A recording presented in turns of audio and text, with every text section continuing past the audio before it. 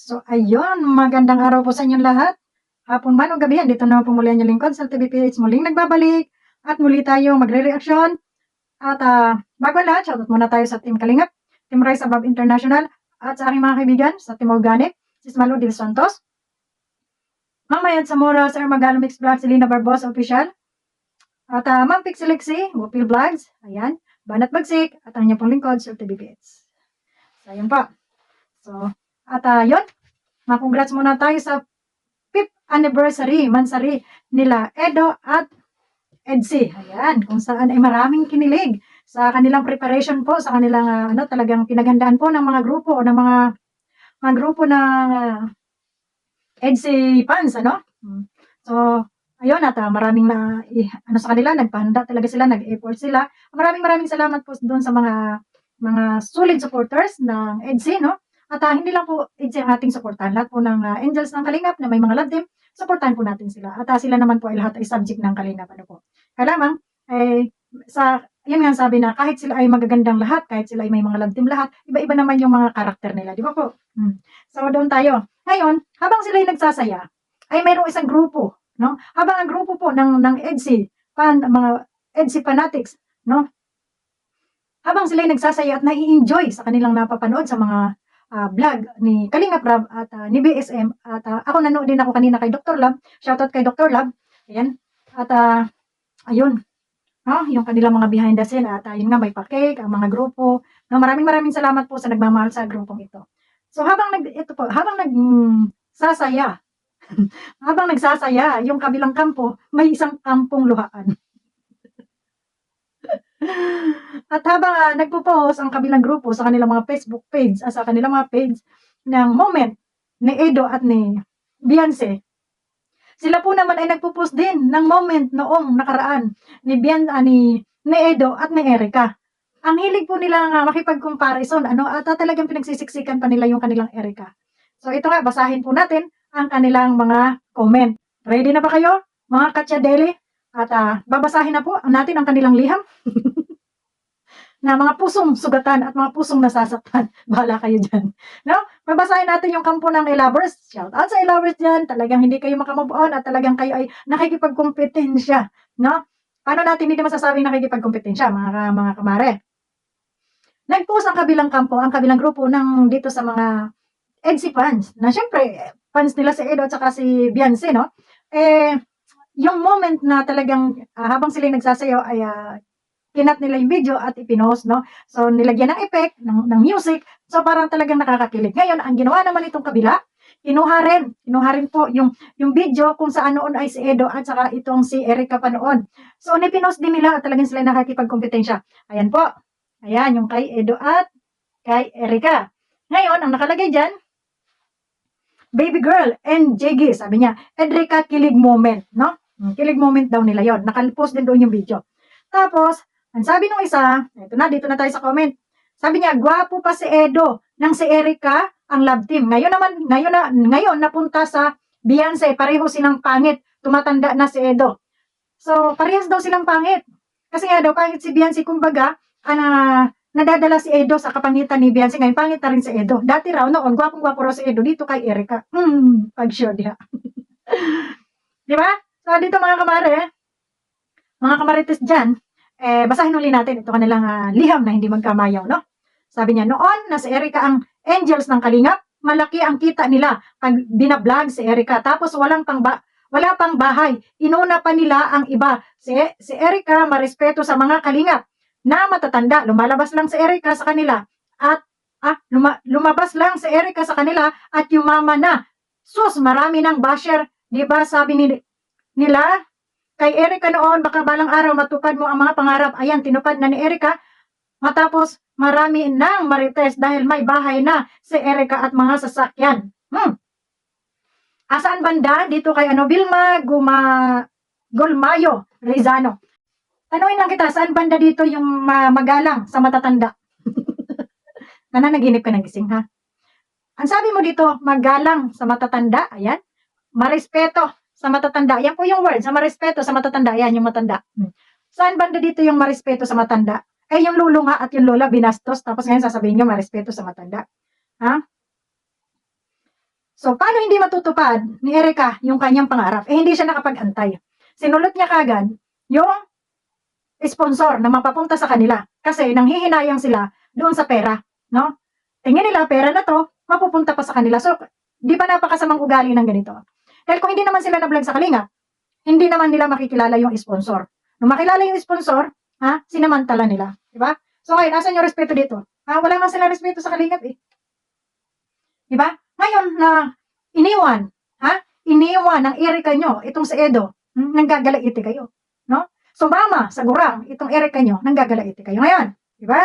So, maganda bang ugali yan? Na makipagkompetensya kayo? Ito pa, ang sagot ng isa. Kaya nga, puro pangako lang, hindi naman tinutupad. Ipapagawa daw ang bahay dahil malaki kita at maraming views ng Erica noon. Pag ginawa na nila si Erica ng bahay, tapos na vlog nila. Diba? Hindi ko maintindihan kung anong tinutukoy nila dito. Basta ang akin lang dito, sure na sure ako ang laki ng inggit ng grupo na ito dito sa kay Beyonce. Sa totoo lang. Kasi makikita mo talaga na hinayang sila kay Edo na napunta kay Beyonce. No? So, at ang hilig nilang gumawa ng kwento. Yung sinasabi nila, si Edo lang daw ang pumunta sa graduation ni Joy. Ayan. Diba? Yung mga ano ngayon, ay mga graduating na. May mga, Yan, pinapalabas nitong kampo na to, na kumbaga si Edo ay walang gusto kay Erica, ay kay Beyonce. Kay Beyonce, at ang gusto ni Edo ay itong si Joy. Dahil pumunta raw doon mag-isa si Joy. Haler, ang daming na andun. Andun silang lahat. Hindi lang si Edo ang pumunta. No? Kasi beneficiary din naman ata to si Joy. Angels din ito si Joy ng Kalinga. So, bakit ginagawa nyo ng kwento? Ang hilig nyo talaga sa Marites, ano? Ibang klase itong mga to. Pero yun nga. So, siguro, ang pakiramdam ito habang nanonood sa moment ni Edo at saka nito ni Beyonce, ay nagkukulo ang kanilang mga budhi, no? Na habang nagsasabi si Edo ng, ano ba yung sinabi ni Edo? Teka nga, pakinggan nga natin. Pala, nakapigit ko ang sari sa atin. Sari na pala yung sama natin.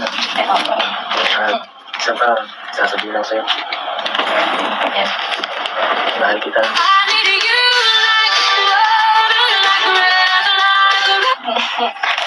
Asa lang, Tim? Sorry for you. Sanay pa lang. Sige mo nga. Okay, buti ka na lang. Diba? Diba kilig kayo, mga i-lovers? Ayan po, kilig po ang mga i-lovers ngayon. Ayan. Nagtapat si Edo, sabi ni Edo, mahal kita. As a love team. Kasi nga, mga bata pa nga ito. Kayo naman, o doon sa mga fans nito na at sa mga grupo, huwag kayong masyado mag-expect na sila, ha? Kasi mga mare. Yung mga kinikilig dyan. Lalo na yung mga nandun sa page, no? Huwag tayong mag-expect na sila yung magkakatuluyan. Wala pong forever. Lalo na si Beyonce ay bata pa. May pangarap pa to sa buhay. Gusto pa nito makapagtapos ng pag-aaral. At itong kanilang love team na ito ay para teleserye lamang, para magpasaya. No, ulitin po natin, para magpasaya sa atin na mga nalulungkot dito sa ibang bansa at mga boring sa buhay, no?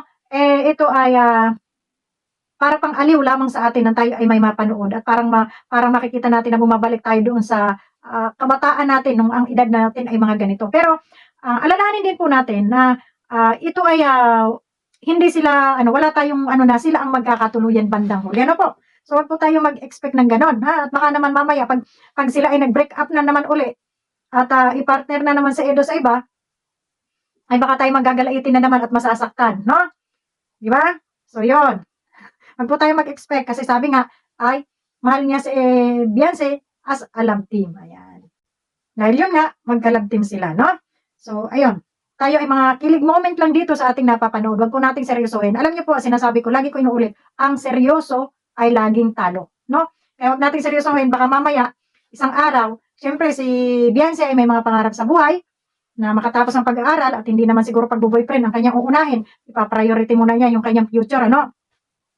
So, hindi natin alam kung sila ay magkakatuluyan o hindi, kasi mga bata pa po ito, mga bata pa, ulitin natin na, mga bata pa po. So, dito sa ating napapanood, tayo ay kinikilig, at dito ay ito nga ay mga sweet moments nila. siguro hanggang doon lang tayo, doon sa suporta sa kanila. Kasi bawat panonood natin, bawat suporta natin, ito po ay malaking tulong sa kanila. Dahil yung kikitain dito, yung revenue dito, ay mapupunta rin po sa kanila, no? Sa kanilang pag-aaral at sa kanilang mga gastusin. Iyan naman ay binibigay ni Kalingap Ram, no? So kaya suportahan po natin lahat, wag lamang po ang EDSI, lahat po ng may mga ng Angels ng Kalingap, yung may mga love team, suportahan po natin lahat, lalo na yung pagcha-charity. Huwag po natin kalimutan, mga guys, yung charity nila, yun po yung ating tutukan. Ano po, no? Itong mga pakilig moment na ito ay ito'y para pang aliw lamang sa atin, nang hindi naman tayo boring, na laging yung mahihirap ang ating nakikita na tinutulungan, na masasakit sa dibdib. Mayroon pong ito may love team para naman tayo ay maaliw, no?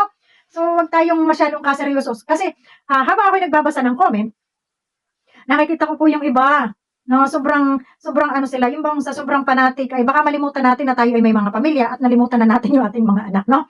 No? Kasi mayroon pong ganyan talaga, no? So, yun. Lahat po tayo, suportahan po natin silang lahat. At, huwag tayong huwag po tayong masyadong, dun sa, nag-i-expect tayo na sila na hanggang sa huli. Bata pa po si Beyonce, marami pa pong pangarap sa buhay, no? Yun lang. At, dito sa kabilang kampo, dito ay A-lovers. Move on na kayo. No, mag-move on na kayo. Huwag kayong sira ng sira. Dahil doon sa kabilang kampo, wala naman silang ipinopost na masakit tungkol sa inyo. Ang problema lang, kayo yung nangunguna dito, kaya kayo ay sinasagot doon sa kabila. No? So, A-lovers, move on na. Wala nang, wala nang Edrica, no? Wala nang Edrica, no? Wala nang Erica, no? Hanapan nyo na ng ibang love team. Ang gawin nyo, pauwiin nyo yung June A, yung sugar daddy niya, at iyon ang inyong i-love team, no? Para naman magkaniig kayo, mga A-lovers. Huwag nyo nang pilitin si Edo at si Erica dito sa inyong mga kaikikan. Sarili nyo lang yung pinaglululoko nyo. Sasabihin nyo, ay, ang sweet-sweet nila noon. Pinapanood nyo ulit-ulit. Doon kayo comment ng ulit-ulit. Alam nyo namang wala na at lumayas na nga yung Erica nyo. Sumama na sa gurang. Ay, ano ba? No, ibinahay na. Binahay na ng sugar daddy niya. So, yun. Sumama na sa sponsor. Inilayo na ng sponsor sa Kalingap. Hindi ko naman sinabing nagtanan sila. Sumama sa sponsor dahil inalayo sa Kalingap. Inali sa Kalingap. So, huwag nyo na isali si Edo sa mga katarantaduhan ninyo dyan. No? Ang gawin nyo, pauwiin nyo na lang yung June ninyo at iyon ang videohan ninyo at iyon ang i-partner ninyo para kilig-kiligin din kayo dyan sa Erica ninyo. So, yun lamang. At move on, Hindi yung panira kayo ng panira. Grabe, ingit na ingit kayo. Di ba? Mansari pa lang yun. Tingnan nyo mansari pa lang yun. 5 months na silang magkakilala. 5 months na yata yung love team nila na yan. Hindi naman mansari, as in, mag-iibigan sila o mag-boyfriend. Di ba? Walang ganun. 5 months, mansari nila yung sa kanilang love team. Di ba parang mga artista lang? Yung mga ganun. Wala po forever na.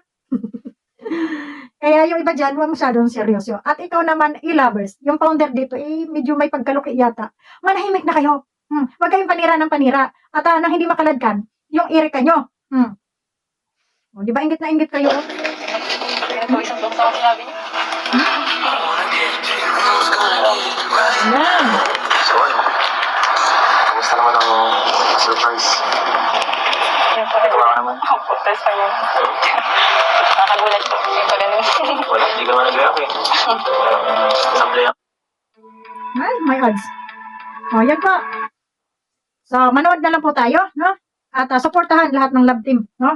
At ako nga manonood din ako kay kay Janbit. Ano ba pangalan yung kay Danbit? Ayun, Janbit na pati. Yan, kay Danbit. So, yun lang. Maraming salamat po sa inyo lahat. Suportahan po natin ang lahat ng love team at nang tayo ay masiyahan sa buhay. Yung mga better dyan, it's better you sleep. Babus.